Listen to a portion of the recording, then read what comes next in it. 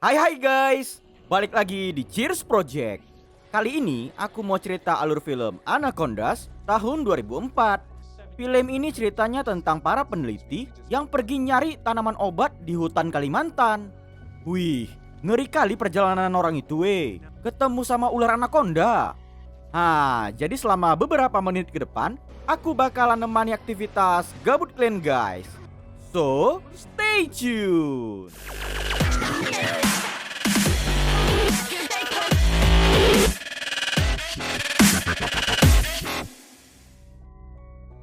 Jadi ceritanya tuh kayak gini Waktu itu kan di New York City ada perusahaan obat yang hampir bangkrut. Tapi para peneliti minta satu kesempatan lagi sama investor buat nyari tanaman anggrek yang berdasarkan penelitian ampuh untuk nyembuhin segala penyakit. Biar kalian tahu, tanaman obatnya ada di hutan Kalimantan Paten kali kan? Jadi akhirnya pergilah orang itu. Pas udah sampai di pelabuhan, ternyata nggak ada nakoda kapal yang berani masuk ke dalam hutan karena waktu itu lagi hujan deras.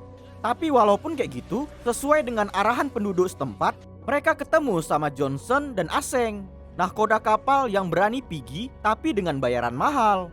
Setelah sepakat dengan harga bayaran, besoknya mereka langsung bergegas pergi. Walaupun lagi hujan deras, tapi bodoh amat orang itu semua. Demi jadi miliarder dan ngejar popularitas, segala cara bakalan dilakukan sama Jack. Awalnya perjalanan mereka masih aman terkendali. Hingga di suatu malam, Kong, monyet peliharaan si Johnson, naik ke atas kapal buat metik buah. Karena kelamaan di atas pohon, si Kong jadi ketinggalan di hutan. Dikejar dialah kapalnya ya kan. Mendadak muncul anaconda berukuran gede kali. Jadi kena kejar si Kong. Keesokan pagi, barulah si Johnson kecarian kemana monyetnya. Bersamaan di pagi itu, gak sengaja Geli terjatuh ke sungai. Pas mau ditolongin, jebret! Ditarik sama buaya dia. Oh, si Johnson langsung segera nyemplung. Terjadilah baku hantam dengan buaya. Cerot, cerot. Nak cucu. Dengan sekuat tenaga, akhirnya si Johnson pun menang. Paten kali abang ini ngeri-ngeri. Waktu mereka lagi ngerayain keselamatan Geli, mendadak si monyet lompat ke arah mereka. Ternyata Kong selamat dari incaran anaconda. Saat di larut malam, Johnson ngasih tahu ke Jack kalau rute yang mau mereka lewati akan terkena banjir dan kapal bakalan susah buat ngelewatin kondisi kayak gitu. Tapi si Jack nggak mau tahu. Dia nggak mau lewat rute lain karena bakalan ngabisin banyak waktu. Soalnya bunga anggrek darah yang mau mereka cari hanya mekar 7 tahun sekali. Jadi mereka harus berlomba dengan waktu. Kalau nggak cepat, bakalan kehilangan kesempatan. Awalnya si Johnson mau main aman aja. Tapi karena dijanjikan bakalan dapat tambahan bayaran, jadi sepakat ngikutin arahan si Jack lah dia. Keesokan pagi, hal yang ditakutkan ternyata beneran terjadi. Sungai banjir, kapal nabrak banyak pohon tumbang, dan mesin kendali pun jadi macet gak bisa digerakin. Gak taunya, di depan ternyata ada air terjun. Oh, jadi berpanikan lah orang itu semua. Sama sekali gak ada yang bisa dilakuin. Dan akhirnya, boom! Kapal pun jatuh berserak. Wih, sial kali bah. Tapi untung aja mereka bisa berenang. Jadi selamatlah semuanya dari musibah itu. Si Johnson gak tinggal diam. Dia teringat kalau kawannya Livingstone bakalan ngelewatin perbatasan sungai. Beruntung juga baterai telepon satelit masih bisa dipakai. Jadi Johnson segera nelpon kawannya. Setelah harga cocok, Livingstone pun setuju buat ngasih tumpangan.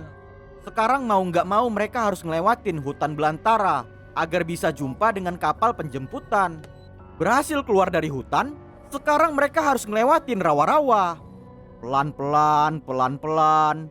Wih, ternyata di dalam air ada anaconda. Dan tiba-tiba aja, jebret! Dr. Ben kena tarik. Jadi pada berpanikan lah orang itu semua.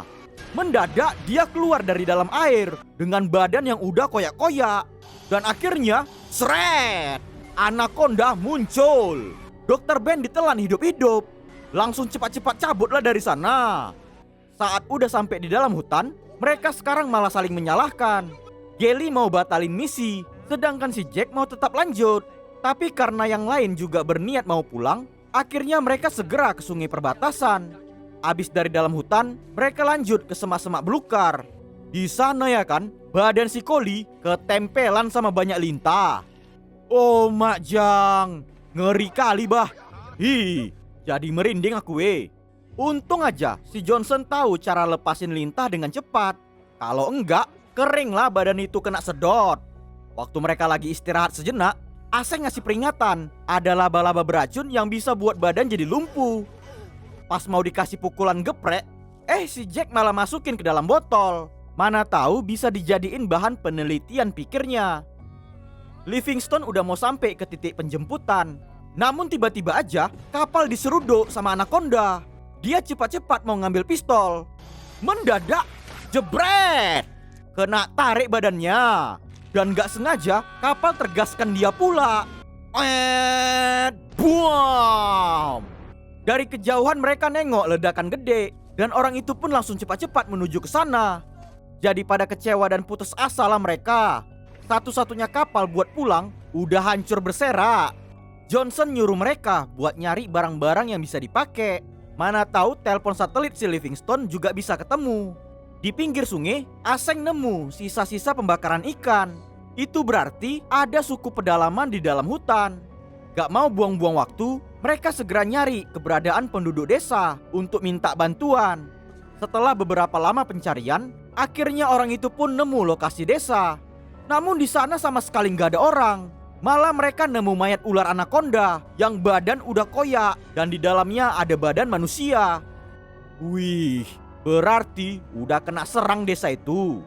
Karena nggak nemu bantuan, di malam itu mereka mutusin ngebuat rakit sendiri agar bisa pergi ke kota terdekat.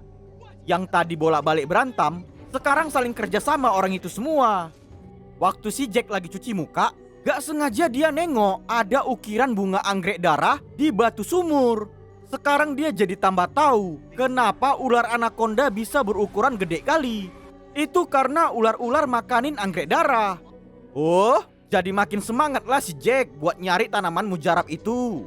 Bisa kalian bayangkan loh ular anaconda aja bisa makin gede. Apalagi kalau dibuat salep untuk burung ya kan. Yang tadi ukuran jari kelingking bisa jadi sebesar kepalan tangan lah. Jack ngasih tahu ke yang lain untuk nyari tanaman obat dulu. Baru abis itu pergi ke tujuan berikutnya. Tapi mereka semua nolak tawarannya.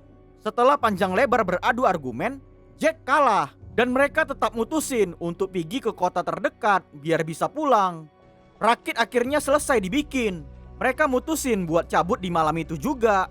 Waktu si Gordon mau ngemasin barang, gak sengaja dia nengok ada kotak punya Livingstone yang berisikan telepon satelit dan pistol. Jadi selama ini ternyata Jack udah nyembunyiin barang itu. Biar gak diadukan ke yang lain, si kambing ini sengaja ngelepasin laba-laba beracun ke tangan si Gordon. Cerot, langsung tergigit tangan. Dalam hitungan detik, seluruh badan jadi lumpuh, gak bisa bergerak sama sekali. Si Jack pakai kesempatan itu buat kabur dari sana. Licik kali dia ini. Pura-pura lah bantuin persiapan kemas-kemas barang. Di dalam gubuk, mendadak anaconda muncul. Langsung kena terkam badannya. Gara-gara suara teriakan Kong, mereka jadi panik nengok badan si Gordon yang udah kena lilit. Cepat-cepatlah orang itu kesana buat bantuin. Tapi percuma aja, ternyata badan si Gordon udah habis kena telan. Gubuk langsung dibakar, biar anaconda terpanggang gosong. Oh, gak taunya si Jack udah pergi cabut bawa rakitnya. Memang gak ada otak kali ya. Udah capek-capek bikin, malah dibawa lari pula sama si kambing. Lapet. Sammy punya ide biar rakit bisa didapatkan lagi. Mereka harus ngambil jalan potong agar bisa cepat sampai ke tempat tanaman obat yang dituju si Jack biawak. Tapi ternyata perjalanan orang itu gak gampang. Dari jatuh tergelincir ke jurang. Abis itu pas masuk ke dalam goa, si Aseng leong nyawanya kena terkam anaconda. Kemudian mereka berempat langsung dikejar. Cepat-cepatlah orang itu keluar dari lubang kecil. Waktu mereka semua udah keluar, Sammy ngambil pisau golok. Diat! Jebret! Putus kepala anaconda. Puas sekali aku nengoknya. Mendadak si Koli kena tarik badannya. Langsung dililit di atas pohon. Pas mau dimasukkan ke dalam mulut, cerot! Kena tancap pisau kepala otak. Langsung mati. Beruntung si Collie selamat dan mereka langsung ngelanjutin perjalanan. Si Jack ternyata udah nemu bunga anggrek darah yang dia cari. Begitu juga dengan orang itu berempat. Tapi mereka kesana cuma berniat mau ngambil rakitnya kembali. Waktu orang itu mau pergi ya kan, ternyata si Jack tahu kedatangan mereka. Gak pakai banyak bacot, jeder. Langsung main tembak-tembak aja dia. Mereka semua disuruh ke lokasi tempat bunga anggrek. Pas udah sampai, ketepak! Si Johnson dibuat pingsan. Abis itu Gailey dan Collie diikat. Si Sammy dipaksa ngambil bunga anggrek. Rupanya ya kan, di bawah ada banyak ular anaconda yang lagi pesta kawin. Wih, ngeri kali bah. Patutlah si biawak ini gak berani nyebrang. Pelan-pelan, pelan-pelan. Hop, hampir jatuh dia. Tapi akhirnya Sammy sampai ke seberang dengan selamat. Semua bunga anggrek dimasukkan ke dalam tas. Pas mau balik ke seberang, Jack maksa dia agar tasnya dicampakkan. Nggak taunya gedegam. Jadi terjatuh tasnya. Mereka dua langsung saling baku hantam. Tapi ternyata si Johnson kalah. Jack segera turun ke bawah buat ngambil tasnya. Tiba-tiba aja tangan tergigit laba-laba beracun. Kena karma si biawak. Badan jadi lumpuh dan dia akhirnya masuk ke dalam sarang anaconda. Si Sammy berusaha buat nyebrang. Mendadak batang pohon patah dan dia pun juga jatuh nyemplung. Gak kebayang lah kayak mana rasa takutnya itu Badan si Jack kena cabe-cabe. Kapok, syukurin. Beruntung si Sammy bisa manjat ke akar pohon dan dia pun berhasil naik. Gak disangka salah satu anaconda juga naik ke atas. Dengan nekat Gailey ngambil drum bensin yang ada di situ. Hop, ditelan sama si ular. Si Collie segera nembakkan flare gun ke mulut anaconda. Waktu mulut ular terbakar dan jatuh ke bawah, buam! Meledak. Pada bermatian ular-ular kena timpa batu gede. Jadi anaconda geprek semuanya. Paten kali si Collie ini Kirain cuma jadi beban aja dia. Keesokan hari, mereka berhasil keluar dari dalam hutan. Dari kejauhan kota terdekat pun udah mulai nampak. Dan akhirnya film pun tamat.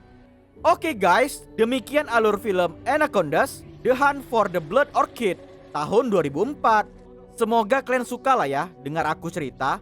Pelajaran yang bisa diambil dari film ini adalah di setiap masalah kelompok jangan jadi beban. Berusahalah saling membantu agar bisa mendapatkan solusi. Oke? Ya udahlah dulu ya mau teleponan dulu aku sama Ayang. Tolong kalian share lah link video ini di story FB, IG, WA biar makin berkembang channel Cheers Project. Terima kasih and